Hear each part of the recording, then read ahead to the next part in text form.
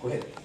Hi, good afternoon. I'm Taylor, and today I'm going to be speaking about Cyrenaica and their quest for self-determination. Before we begin, we basically need to understand what self-determination is.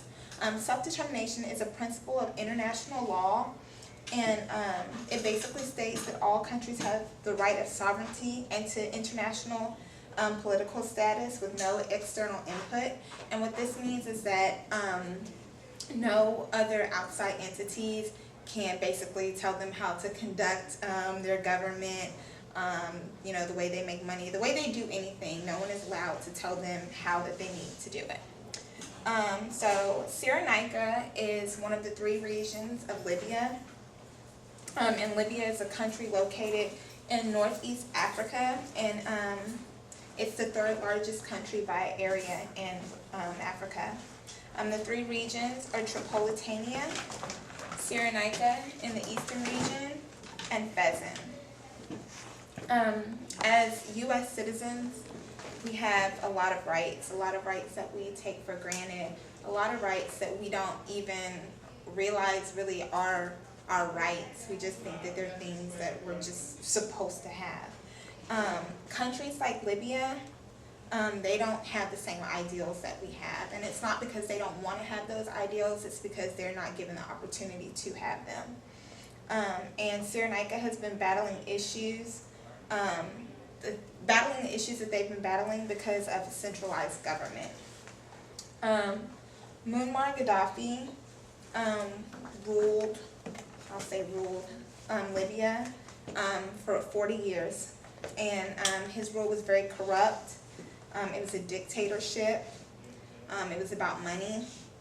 And the people of Libya were not really taken into account. It was more about money than anything else. Basically, he was living or stationed in Tripoli. And so since he was in Tripoli, all the money was going there. It didn't matter where the money was being made in Libya. It was all going to go to wherever he was at. And so this caused problems for Cyrenaica because they were basically broke, but they were producing so much money that was being sent elsewhere. So you have to think about, you going to work and you working hard, doing whatever you do at your job, and then someone just taking your money just for them and not giving you anything or giving you barely enough to survive. That's not fair, and it's not right, and nobody liked it. The people who this was happening to didn't like it.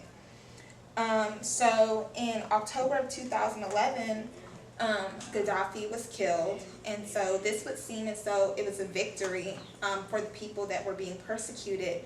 But even though he was killed, old ideals die hard.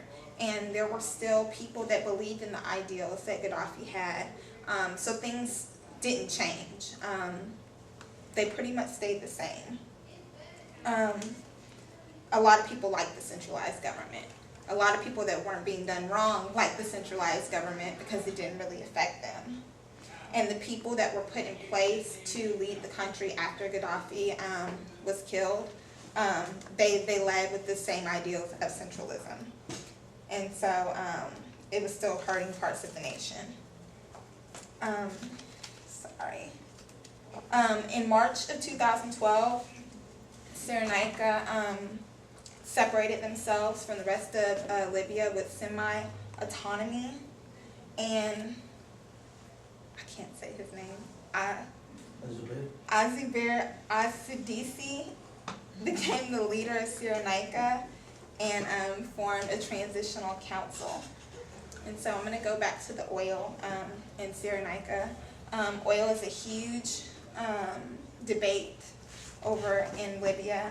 Cyrenaica is responsible for most of the oil being produced in Libya, and they basically are holding almost the entire oil industry in that one region.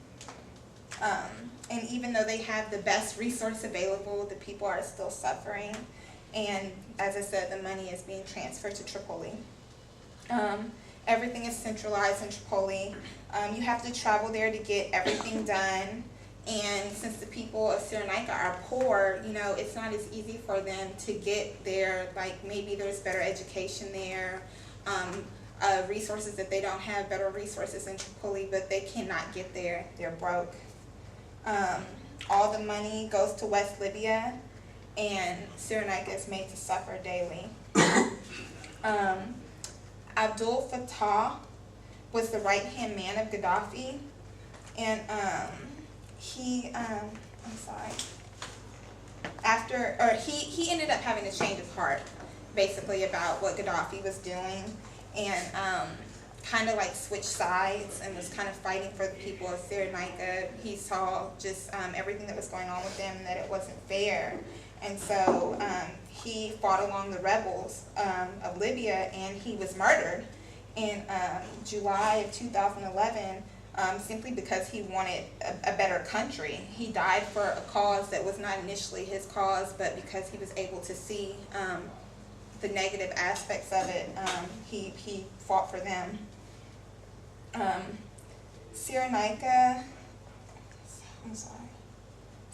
has nothing to show for their efforts, and we as U.S. citizens, we need to not only stand up for ourselves, but stand up for the rights of other people in other countries. We are so lucky that we have what we have, and we need to ensure that other people are able to have the same rights that we have. So I hope with you just hearing just a brief, the brief statements that I've made, it makes you take a look and be a little bit more appreciative of the things that we have, because there are so many people that don't have what we have.